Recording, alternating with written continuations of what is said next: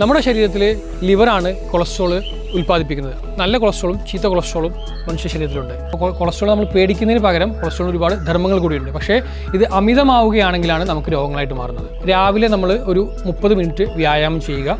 നല്ല ഉറക്കം നമുക്ക് നിർബന്ധമാണ്. ഒരു 7 മണിക്കൂറെങ്കിലും ഒരു ദിവസം ഉറങ്ങിയിരിക്കണം. നമുക്കിന്നേ കൊളസ്ട്രോളിനെ പറ്റി ഡിസ്കസ് ചെയ്യാം. നമ്മൾ മനുഷ്യരെ ഏറ്റവും കൂടുതൽ ടെൻഷനാക്കുന്ന ഒരു പ്രശ്നമാണ് കൊളസ്ട്രോൾ.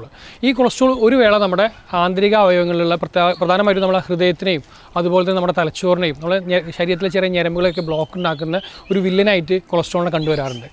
നമ്മുടെ ശരീരത്തിൽ ലിവറാണ് കൊളസ്ട്രോൾ ഉൽപ്പാദിപ്പിക്കുന്നത്. അതോടൊപ്പം തന്നെ ചില ഭക്ഷണങ്ങളിലും കൊളസ്ട്രോൾ അടങ്ങിയിട്ടുണ്ട്. അപ്പോൾ നമ്മൾ കഴിക്കുന്ന ഭക്ഷണത്തിൽ അമിതമായ കൊളസ്ട്രോളിൻ്റെ അളവുണ്ടെങ്കിൽ ആ അളവ് കുറയ്ക്കാൻ വേണ്ടിയിട്ടുള്ള ഭക്ഷണക്രമങ്ങളും ചില ഹോം റെമഡികളുമൊക്കെയാണ് ഇന്ന് നമ്മൾ ഡിസ്കസ് ചെയ്യാൻ പോകുന്നത്. അതായത് കൊളസ്ട്രോൾ നമ്മൾ നല്ല കൊളസ്ട്രോളും ചീത്ത കൊളസ്ട്രോളും മനുഷ്യ ശരീരത്തിലുണ്ട്. LDL എന്നും HDL എന്നാണ് പറയുന്നത്. ഈ നല്ല കൊളസ്ട്രോൾ ശരീരത്തിൽ അമിതമായ ചീത്ത കൊളസ്ട്രോളിനെ ഇല്ലാതാക്കുകയും ചീത്ത കൊളസ്ട്രോൾ നമ്മുടെ ഹൃദയത്തിലും അതുപോലെ തലച്ചോറിൻ്റെ ചെറിയ ഞരമ്പുകളിലൊക്കെയാണ് അടിഞ്ഞുകൂടാറുള്ളത്. നമ്മുടെ ശരീരത്തിൽ കൊളസ്ട്രോളിന് ചില പ്രത്യേക ധർമ്മങ്ങളുണ്ട്. നമ്മുടെ ശരീരത്തിലെ കോശങ്ങളുടെ മെമ്മറൈൻ, സെൽ മെമ്മറൈൻ എന്ന് പറയും. ആ സെൽ മെമ്മറൈൻ്റെ പ്രൊട്ടക്ഷൻ ചെയ്യാൻ വേണ്ടിയിട്ട്, അതുപോലെ വിറ്റാമിൻ ഡിയുടെ ഉൽപ്പാദനത്തിന് വേണ്ടിയിട്ട് നമ്മുടെ ശരീരത്തിൽ കോശങ്ങളെ ഉൽപ്പാദിപ്പിക്കാനൊക്കെ കൊളസ്ട്രോളിന് പ്രത്യേകമായിട്ടുള്ള ഫങ്ഷൻസ് ഉണ്ട്. അപ്പോൾ കൊളസ്ട്രോൾ നമ്മൾ പേടിക്കുന്നതിന് പകരം കൊളസ്ട്രോളിന് ഒരുപാട് ധർമ്മങ്ങൾ കൂടിയുണ്ട്. പക്ഷേ ഇത് അമിതമാവുകയാണെങ്കിലാണ് നമുക്ക് രോഗങ്ങളായിട്ട് മാറുന്നത്. അപ്പോൾ കൊളസ്ട്രോൾ അമിതമാകാതിരിക്കാൻ നിങ്ങൾ ശ്രദ്ധിക്കേണ്ട ചില കാര്യങ്ങളാണ് ഞാൻ പറയുന്നത്. നമ്മൾ കാർബോഹൈഡ്രേറ്റ് അടങ്ങിയ ഭക്ഷണമാണ് മലയാളികൾക്ക് ഏറ്റവും പ്രിയപ്പെട്ട ഭക്ഷണം. അപ്പോൾ അത് നമ്മൾ 3 നേരം കഴിക്കുന്നത് 1 നേരമാക്കി ചുരുക്കുക. 2 നേരം നമ്മൾ പഴങ്ങളോ പച്ചക്കറികളോ കൂടുതൽ അടങ്ങിയ ഭക്ഷണങ്ങൾ ഉൾപ്പെടുത്തുക. അതോടൊപ്പം തന്നെ രാവിലെ നമ്മൾ ഒരു 30 മിനിറ്റ് വ്യായാമം ചെയ്യുക. നല്ല ഉറക്കം നമുക്ക് നിർബന്ധമാണ്. ഒരു 7 മണിക്കൂറെങ്കിലും ഒരു ദിവസം ഉറങ്ങിയിരിക്കണം. പിന്നെ നമ്മൾ കൊളസ്ട്രോൾ ഉള്ള ആളുകൾക്ക് ഉപയോഗിക്കാൻ പറ്റിയ ചില ഹോം റെമഡികൾ നമുക്ക് പങ്കുവെക്കുകയാണ്.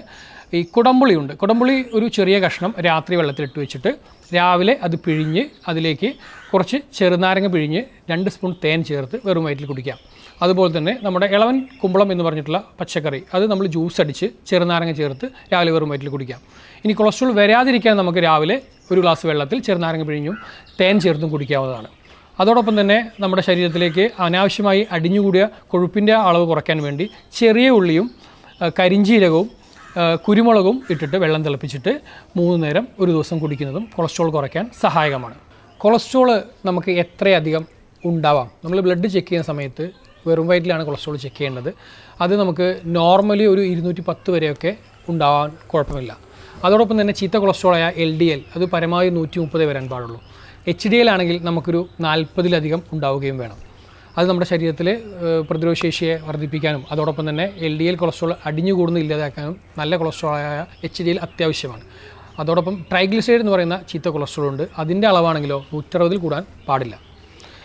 ഇതാണ് കൊളസ്ട്രോളിൻ്റെ നമ്മളെപ്പോഴും ബ്ലഡിൽ നിലനിർത്തേണ്ട അളവ്. ഇത് നമ്മൾ പ്രത്യേകം ശ്രദ്ധിക്കേണ്ടതാണ്. എല്ലാ 6 മാസം കൂടുമ്പോഴും 30 വയസ്സ് കഴിഞ്ഞ എല്ലാവരും ഒന്ന് കൊളസ്ട്രോൾ ലിപ്പിഡ് പ്രൊഫൈൽ എന്നുള്ള ടെസ്റ്റ് ചെയ്യൽ നിർബന്ധമാണ്. എന്നാൽ നമുക്ക് കൊളസ്ട്രോൾ ശരീരത്തിൽ ഉണ്ടോ ഇല്ലയോ എന്ന് മനസ്സിലാക്കാൻ കഴിയും. ഇത് നമ്മുടെ ഹൃദയത്തിലോ അല്ലെങ്കിൽ ലിവറിലൊക്കെ കൊഴുപ്പടിഞ്ഞു കൂടാനുള്ള സാധ്യതയുണ്ടെന്ന് നേരത്തെ തന്നെ നമുക്ക് മനസ്സിലാക്കാൻ സാധിക്കും. ഞാൻ doctor Shaneeb, chief physician, Keraval Unani hospital, Manjeri.